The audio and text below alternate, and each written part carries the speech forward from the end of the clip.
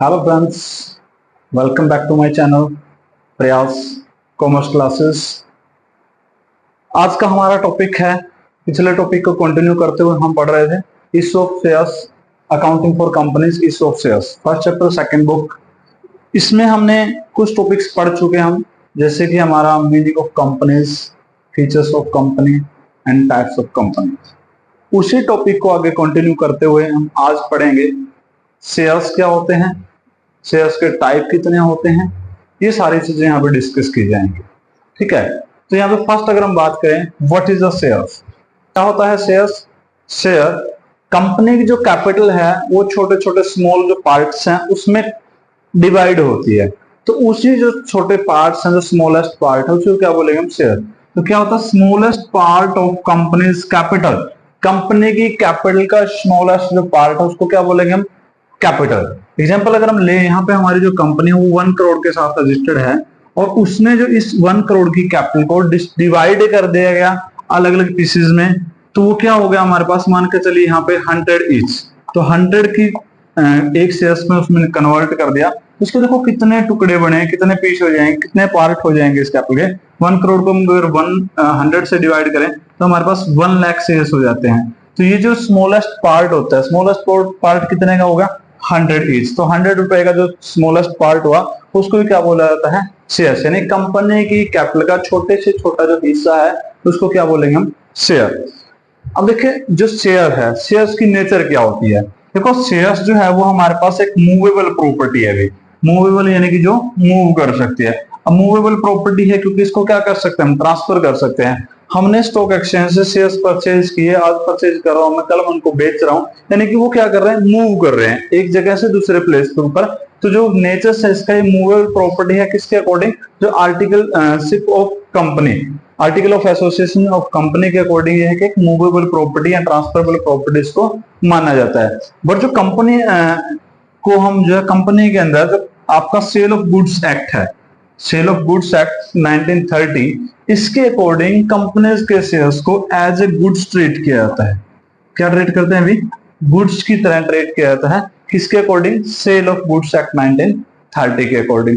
तो क्लियर हो गया, स्मॉलेस्ट पार्ट ऑफ कंपनीज का प्लेस शेयर, एंड नेचर क्या है अभी, मूवेबल प्रॉपर्टी है, ट्रांसफर कर सकते हैं one place to another place, and इसको हम एज ए गुड्स ट्रीट करें किसके according, the sale of goods act 1930। ठीक है, अब देखिए टाइप्स ऑफ शेयर्स, कितने टाइप के शेयर्स होते हैं हमारे पास। ये चीजें वैसे आपने 11th क्लास में बिजनेस स्टडी में काफी पढ़ी है अभी, जब हम सोर्स ऑफ बिजनेस फाइनेंस की बात करते हैं। तो यहाँ पे देखिए फर्स्ट हमारे पास है, इसके जो टाइप्स बनाए गए, इसको डिवाइड किया गया कंपनी एक्ट 2013 सेक्शन 43 के अकॉर्डिंग।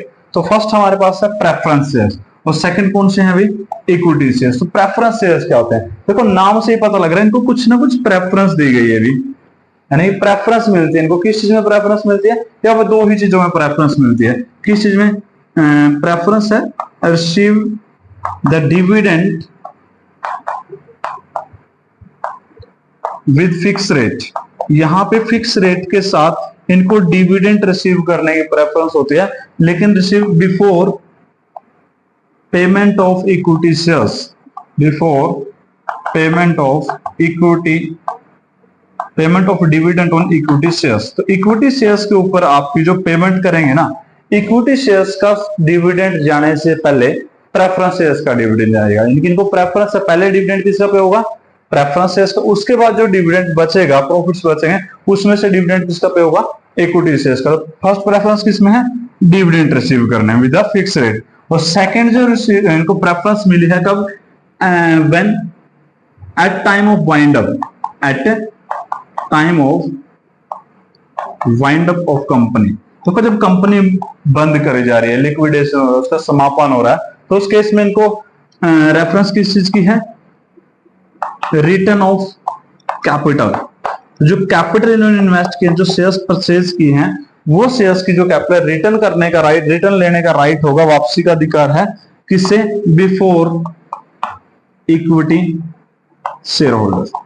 तो वही इक्विटी शेयर होल्डर से पहले इनका राइट होता है, क्योंकि दो ही टाइप के शेयर हैं, एक प्रेफरेंस शेयर है, एक क्या है, इक्विटी शेयर है। तो पहला राइट किसका हो गया, प्रेफरेंस शेयर का, सेकंड राइट किसका हो गया, इक्विटी शेयर का।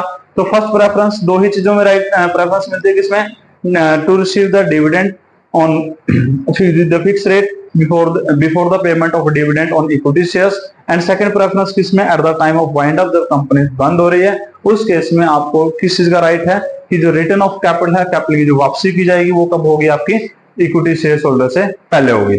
इसके अलावा भी जो प्रेफरेंस शेयर होल्डर है, प्रेफरेंस शेयर्स है, इनके और भी काफी सारे रेट टाइप्स हैं और वो किसके बेस पे हैं कि प्रॉफिट पार्टिसिपेटिंग हो गया, इसके अलावा आपका कम्युनिटी प्रेफरेंस शेयर्स हो गया, यानी कि डिविडेंड कलेक्ट होना, उसके ऊपर यानी काफी सारे बेस हैं और उनके बेस पे ही इनके जो टाइप्स ऑफ प्रेफरेंस शेयर हैं काफी सारे। तो हम पढ़ते हैं types of preference share. Types of preference shares, तो प्रेफरेंस शेयर्स के कितने टाइप हैं भी हमारे पास, यहाँ पे हमारे 8 टाइप्स दिए गए हैं। फर्स्ट है किसके बेस पे, community preference share. Community preference shares, community क्या होता है अभी आपने पढ़ा होगा, स्टैटिक्स में आता है कम्युनिटिव सीरीज या आपकी नॉन कम्युनिटिव सीरीज, यानी कि जिसमें जो आपकी फ्रीक्वेंसी है वो इकट्ठी होती रहती है। तो यहाँ भी क्या है, कम्युनिटी प्रेफरेंस शेयर्स वो हैं जिनके share holder has a right to receive, right to recover, right to recover arrears of dividend, arrears of dividend. तो यहाँ पे एक चीज आ गई है कि हमारे जो कम्युनिटी प्रेफरेंस शेयर्स वो होते हैं जिनके पास राइट क्या होता है, recover the arrears of dividend, यानी कि अगर हम किसी भी पार्टिकुलर ईयर में डिविडेंड डिक्लेयर नहीं करते हैं किसी भी पार्टिकुलर रीजन से, तो वहां पे चाहे वो लॉस है या अदर रीजन से डिविडेंड डिक्लेयर नहीं करते हैं, तो नेक्स्ट ईयर में जब भी डिविडेंड डिक्लेयर किया जाएगा तो इनका जो लास्ट ईयर की एरर्स थी डिविडेंड की, पहले वो पे होगा और उसके बाद करंट ईयर का जो डिविडेंड है वो पे होगा। जैसे अगर हम यहाँ पे एग्जांपल लें कि हमने 2 साल का 8% हमारे प्रेफरेंस शेयर्स हैं भी, तो 2022 में, 21 में, 22 में और 23 में 3 इयर्स से हमने क्या किया, अभी हमारे जो प्रेफरेंस शेयर्स है उनके ऊपर हमने डिविडेंड ही डिक्लेयर नहीं किया। ठीक है, ना यहाँ पे डिविडेंड दिया गया 8%, ना यहाँ पे डिविडेंड दिया गया, ना यहाँ पे डिविडेंड दिया गया। और जो 4th ईयर में अगर हम यहाँ पे 2024 में डिविडेंड डिक्लेयर करते हैं तो क्या होगा, यहाँ का जो डिविडेंड पे करने से पहले, इस ईयर का जो 8% पे करने से पहले हमें क्या करना पड़ेगा, जो लास्ट ईयर की एरर्स है, जो 24% डिविडेंड की एरर है हमारी, जो उन्हें पिछले लास्ट 3 इयर्स में पे नहीं किया, पहले वो पे करेंगे और उसके बाद के हम करंट ईयर का डिविडेंड है वो डिक्लेयर करेंगे। तो यहाँ पे क्या है, इनके पास ये राइट होता है कि अगर इनको डिविडेंड मिलेगा ही मिलेगा, चाहे लॉस है चाहे प्रॉफिट, अगर 1 साल नहीं मिलेगा तो नेक्स्ट ईयर में इकट्ठा हो गए मिलता रहेगा। तो इसको क्या बोलेंगे हम, कम्युलेटिव प्रेफरेंसेस, क्योंकि इनको राइट किस चीज का है, इनका जो डिविडेंड है वो कम्युलेट होता रहता है, इकट्ठा होता रहता है, कंबाइन जुड़ता रहता है। ठीक है, तो नेक्स्ट आ जाता है हमारे पास non cumulative preference share. Non cumulative बिल्कुल इसका अपोजिट ही है, यहाँ पे कोई राइट ही नहीं होता, not a right to recover the arrears of dividend, यानी कि हम यहाँ पे जो है उनका कोई राइट नहीं है। अगर हम यहीं पे सेम एग्जांपल ले, 2022 में हमने 8% जो है डिविडेंड डिक्लेयर नहीं किया, 22 में भी डिक्लेयर नहीं कर रहे हैं और 23 में भी डिक्लेयर नहीं कर रहे हैं, तो जब 2024 के अंदर हम क्या करेंगे, डिविडेंड डिक्लेयर करेंगे, तो हम सिर्फ और सिर्फ यहाँ पे क्या है 8% डिविडेंड ही पे करेंगे ओनली। जो पिछला था जब नहीं दिया तो नहीं दिया, आगे इसको रिकवर करने का कोई राइट नहीं होता। इनको क्या बोलते हैं, नॉन कम्युलेटिव प्रेफरेंस शेयर्स की बात करते हैं। क्लियर, क्या है नॉन कम्युलेटिव प्रेफरेंस शेयर्स। उसके बाद जो हमारे पास नेक्स्ट आता है पार्टिसिपेटिंग शेयर्स। तो पार्टिसिपेटिंग शेयर्स क्या होते हैं, यानी कि party on the basis of the participate in the access profit, किसके बेस पे है, on the participating on access profit. तो पार्टिसिपेटिंग प्रेफरेंस शेयर होते हैं, जैसे यहाँ पे एक फिक्स रेट हमने प्रेफरेंस शेयर्स की मान के चल रहे हैं, 12% प्रेफरेंस शेयर्स ये थे हमारे पास जो हमने इश्यू किए हुए हैं। अब देखो इनके पास फिक्स रेट का राइट तो है ही है कि 12% तो इनको मिलेगा ही मिलेगा dividend, but in case high profit, but अगर कहीं पे कंपनी के पास हाई प्रॉफिट्स हैं और उस हाई प्रॉफिट में से कंपनी क्या करती है, इक्विटी शेयर्स की एक पार्टिकुलर रेट के ऊपर वो क्या कर देती है, जो इक्विटी शेयर्स है उसकी पार्टिकुलर रेट तक डिविडेंड पे कर देती है। जैसे कि वो क्वेश्चन के अकॉर्डिंग होते हैं, टर्म्स एंड कंडीशंस के अकॉर्डिंग होते हैं, 20% है, वो 18% है, वो 25% है, यानी कि वहां तक तो अगर प्रॉफिट दिया जाता है, डिविडेंड दिया जाता है तो कोई प्रॉब्लम नहीं है, यानी उसमें तो पार्टिसिपेट नहीं। बट अगर मान के तो एग्जांपल हमने लिया कि 20% का एग्जांपल में लेके चलता हूं कि 20% तक तो कोई प्रॉब्लम है नहीं है, लेकिन प्रॉफिट इतने ज्यादा हाई हैं कि इनका जो डिविडेंड रेट है वो 20% से ज्यादा चला जाता है। तो 20% से ज्यादा ही जाते हो, क्या होगा, जो एक्सेस प्रॉफिट यहाँ पे बचेगा उस एक्सेस प्रॉफिट में क्या है, किसको भी पार्टिसिपेट करने का राइट मिल जाता है, प्रेफरेंस जो पार्टिसिपेटिंग शेयर्स है, यानी कि नॉर्मल केस में इसको 12% ही मिलता है, लेकिन इस टाइप्स के जो प्रेफरेंस शेयर होते हैं, अगर यहाँ पे एक्स्ट्रा प्रॉफिट हो जाए तो ये इस एक्सेस प्रॉफिट में अपना जो शेयर्स है वो लेंगे, यानी कि उसमें भी पार्टिसिपेट करेंगे। क्या होगा ये, participating preference shares.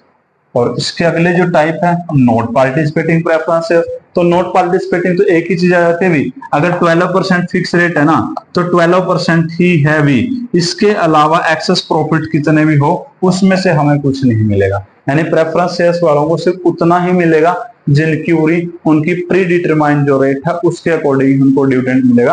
Extra share में या एक्स्ट्रा सरप्लस जो प्रॉफिट है उसमें उनका कोई पार्टिसिपेशन नहीं होता है।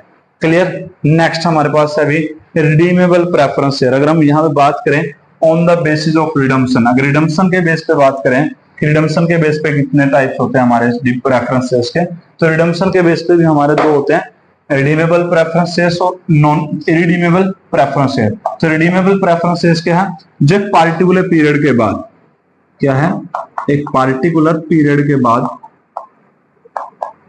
जो आपके शेयर्स होल्डर है उनकी जो कैपिटल है वो क्या कर दी जाती है, रिटर्न कर दी जाती है या रीपेमेंट कर दी जाती है।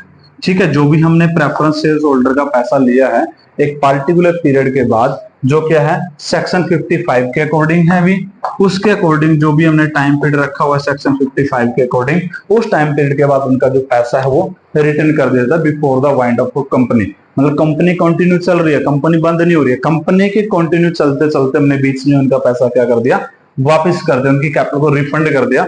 इसको क्या बोलेंगे, रिडीमेबल प्रेफरेंस शेयर।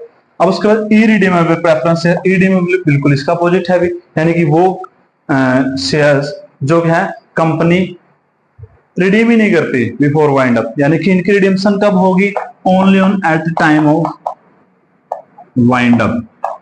ठीक है, सिर्फ जो कंपनी बंद होगी ना उस टाइम पे ही इनको पैसा वापस करना होता है। इसको क्या बोलेंगे, अनरिडीमेबल इरिडीमेबल प्रेफरेंसेस। बट एक चीज है कि यहाँ पे कंपनी एक्ट 2013 के अकॉर्डिंग, सेक्शन 55 के according, no one company issue the irredeemable preferences, यानी कोई भी कंपनी इरिडीमेबल प्रेफरेंसेस इशू ही नहीं कर सकती, या तो उसका क्या हो, या फिर एक्सेस ऑफ 20 ईयर्स, यानी कि मैक्सिमम जो है इनकी जो हमने वैलिडिटी दी है या पीरियड रहा है इनका रीपेमेंट का, वो कितना रहेगा, मैक्सिमम 20 ईयर्स।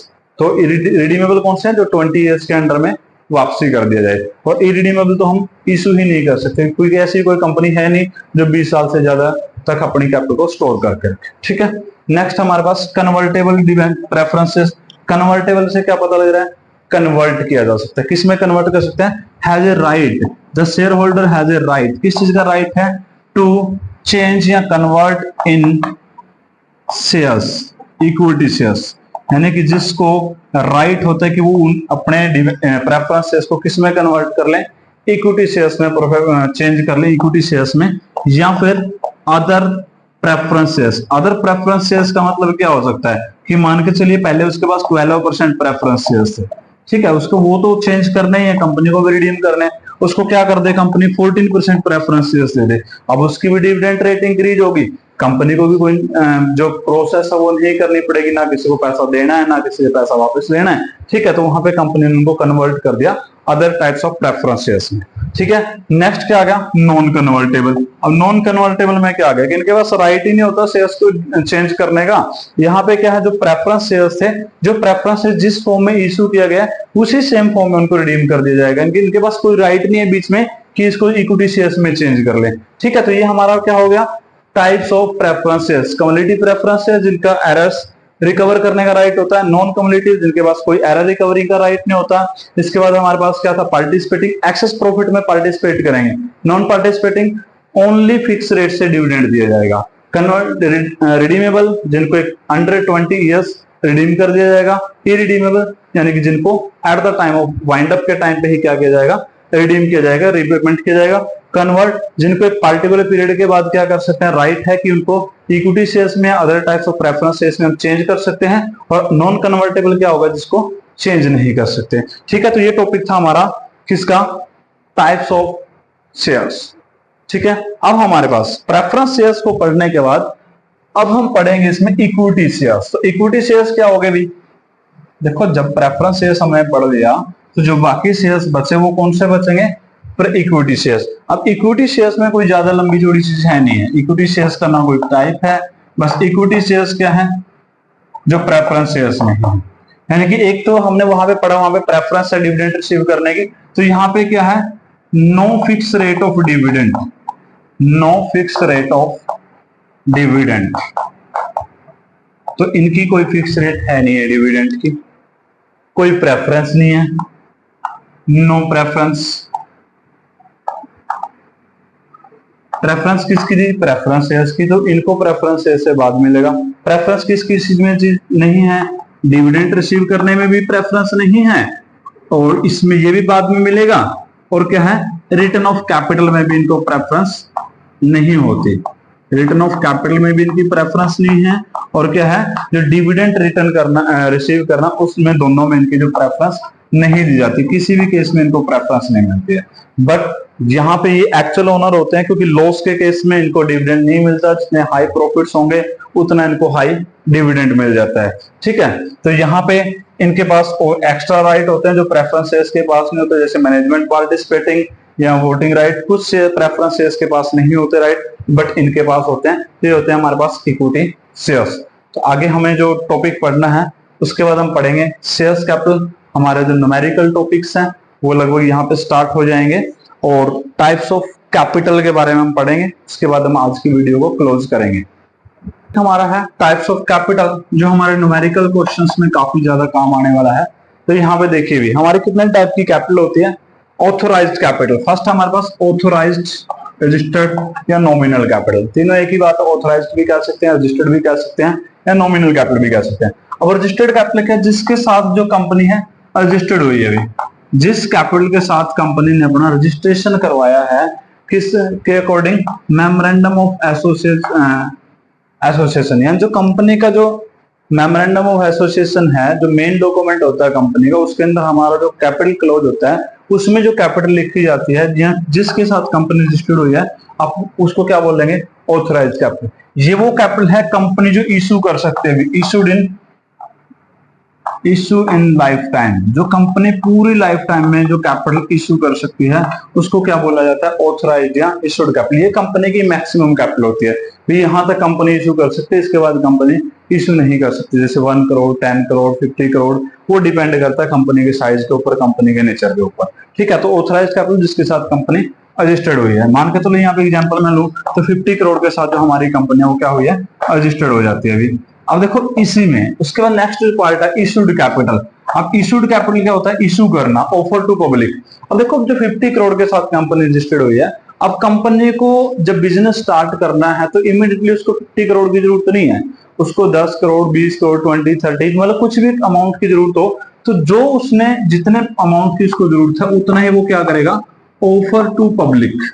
तो हाँ, उतना ही अमाउंट क्या करेगा? वो पब्लिक को ऑफर करेगा। किस चीज के लिए? सब्सक्राइब करने के लिए। अब जैसे क्या कंपनी ने ऑफर की, एडवर्टाइजमेंट डाली, भी कंपनी को XYZ लिमिटेड जो कंपनी है उसको 20 लाख के जो शेयर्स हैं या 20 करोड़ के जो शेयर्स है वो उसने इशू करे हैं, ऑफर किए हैं पब्लिक को। उसके बाद पब्लिक उसको सब्सक्राइब करेगी। तो जितने शेयर्स वो बेचना चाहते हैं, ऑफर टू पब्लिक जितना वो सेल करना चाहते हैं, इशू करना चाहते हैं, उसको क्या बोला जाएगा? अभी इशूड कैपिटल। जैसे यहाँ पे एग्जांपल लूं मैं, तो उसने 20 करोड़ की जो कैपिटल है वो क्या कर दी? ऑफर कर दी पब्लिक को सब्सक्राइब करने के लिए। तो ये हो गया इशूड कैपिटल, हम इसको बोलेंगे। उसके बाद सब्सक्राइब्ड कैपिटल। सब्सक्राइब्ड कैपिटल क्या है? ऑफर टू पब्लिक, जितना लोगों को ऑफर किया गया पब्लिक को, अब उसमें से लोग कितना सब्सक्राइब करते हैं। सब्सक्राइब मतलब कितने लोग वहां पे अप्लाई करते हैं। ठीक है, तो यानी कि अप्लाइड बाय पब्लिक। अब जितने लोग वहां पे है ना अप्लाई कर देंगे, वही क्या होगा? आपका सब्सक्राइब्ड कैपिटल होता है। अभी अब मान लो 20 करोड़ शेयर्स है, अगर मैं बात करूं यहाँ पे 20 करोड़ की कैपिटल है, और जो इसने डिवाइड कर दिया इसको 100 रुपीज पर शेयर के हिसाब से, 100 ईच के हिसाब से, तो कितने शेयर यहाँ पे देखो हमने ऑफर कर दिए। 20 करोड़ को अगर आप डिवाइड करते हैं 100 से, तो हमने ऑफर किया यहाँ पे 20 lakh shares. 20 lakh shares offer कर दिए हमने 100 ईच के हिसाब से। बट जरूरी तो नहीं है ना जो पब्लिक हो 20 लाख एप्लीकेशन आपको देगी। हो सकता है पब्लिक आपको 25 लाख एप्लीकेशन दे दे, 20 लाख एप्लीकेशन दे दे, 18 लाख एप्लीकेशन दे दे, 19 लाख आपकी एप्लीकेशन आ जाए, तो जितना अप्लाई करती है पब्लिक उसको क्या बोलेंगे, सब्सक्राइब्ड कैपिटल। ठीक है, तो यहाँ पे अगर आपकी सब्सक्राइब क्या हो जाए, 18 लाख हो जाए, 18 lakh shares at the rate of 100 each, यानी कि आपकी 18 करोड़ क्या हो जाती है यहाँ पे subscribe capital. But subscribe capital के आगे पार्ट है, एक दो टाइप की capital, subscribe but not fully paid. Subscribe means application तो आई है बट पैसा भी पूरा आया है, ठीक है। और second subscribe but not fully paid, application तो आई लेकिन अमाउंट है वो फुल रिसीव नहीं हुआ, फुल रिसीव नहीं हुआ। जैसे यहाँ पे 100 ईच है, अब उसने अमाउंट कैसे मांगा होगा अभी, मान लो एप्लीकेशन 25 की है, फिर 25 अलॉटमेंट पे है, 30 फर्स्ट कॉल है, 20 फाइनल कॉल है, इस तरीके से उसने अलग अलग इंस्टॉलमेंट में अमाउंट रिसीव किया होगा। जब उसने सारा है तो यहाँ पे है कि all the amount have been received except, किसने छोड़ के, सारा अमाउंट कहता है रिसीव हो जाता है, किसको छोड़ के, X a share holder who not pay the final call on 10,000 shares, not received final call on 10,000 shares. तो फाइनल कॉल नहीं आई हुई आपकी कितने के ऊपर, 10,000 शेयर्स के ऊपर, बाकी सारा पैसा आ जाता है। अब देखो सब्सक्राइब फुली पेड, हमारे पास जो एप्लीकेशन आई थी वो कितनी थी, 18 लाख थी। अब 18 लाख में से ऐसे कितने शेयर्स हैं जिनका अमाउंट भी फुल रिसीव हो चुका है। अब 10,000 को छोड़ दो 18 लाख में से, तो कितने बच गए, 17 लाख 19,000 ऐसे शेयर्स हैं जिनका अमाउंट फुली रिसीव है। कितना फुली रिसीव मींस 100 के साथ मल्टीप्लाई कर देंगे। और जो अमाउंट है 10,000 शेयर्स ऐसे हैं भी जिनके जो सब्सक्राइब तो है, एप्लीकेशन तो आई है बट अमाउंट फुल नहीं आया। तो कितना अमाउंट उनके ऊपर रिसीव हुआ है, फाइनल कॉल नहीं दी, यानी कि एप्लीकेशन आ गया, अलॉटमेंट आ गया और फर्स्ट कॉल आ गया, तो यानी कि 80 अमाउंट तो रिसीव हो चुका है। तो यहाँ पे क्या हो जाएगा 10,000 इंटू 80, तो इसकी जो ये बनेगी टोटल आपकी कितनी कैपिटल हो जाएगी भी, जो subscribed and fully paid up. तो यहाँ पे मल्टीप्लाई करते हैं,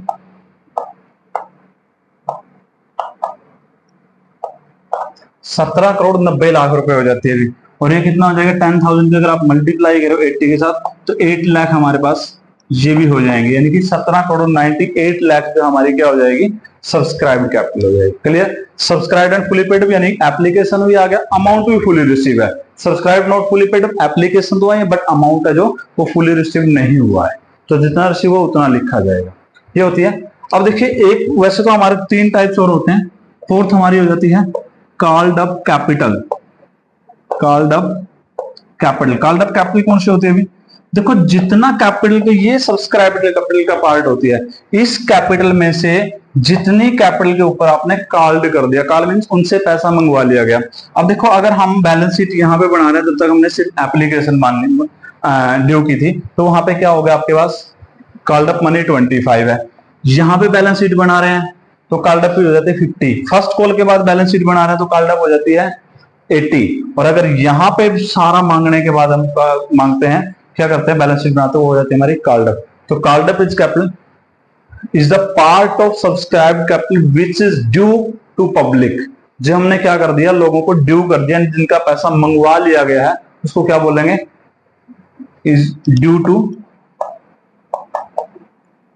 पब्लिक, यानी कि जिन पब्लिक कह लीजिए, शेयर होल्डर कहेंगे, अभी तो पब्लिक नहीं है क्योंकि जो पैसा किससे मंगवाया जाएगा, जो हमारे शेयर होल्डर हैं जिनको हमने एप्लीकेशन जैसे हुए, जिनको पैसा हमने मांगा, जिनसे जितना पैसा रिसीव मांग लिया हमने, ड्यू कर दिया, वो हमारी कॉल्ड अप कैपिटल है। और फिफ्थ होता है पेड अप कैपिटल। क्या होता है भैया, paid up capital. Paid up capital क्या होता है, एक्चुअल रिसीव्ड अमाउंट।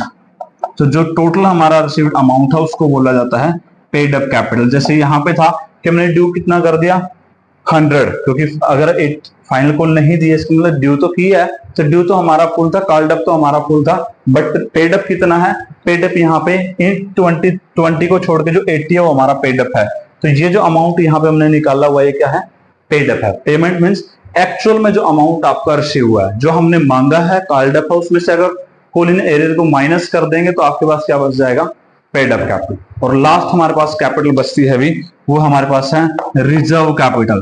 क्या है अभी, रिजर्व कैपिटल। तो रिजर्व कैपिटल क्या होती है, it is the part of capital which is due और issued at the time of wind up only, तो ये वो कैपिटल का पार्ट होता है भैया जो आपकी कैपिटल सिर्फ और सिर्फ वाइंड अप के टाइम पे इशू की जाएगी, यानी जब कंपनी बंद कर रहे हैं तो उस टाइम पे कंपनी को इशू, ये कैपिटल है जो हमने क्या करनी है भी इशू करनी है। और ये ऐसी कैपिटल है जहां इसको कहीं पे नहीं दिखाया था, not show in the balance sheet, balance sheet में भी इसको नहीं दिखाया था। बाकी सारी कैपिटल आप बैलेंस शीट में शो कर रहे हैं, बट रिजर्व कैपिटल जो आपकी वो बैलेंस शीट में भी शो नहीं की जाएगी।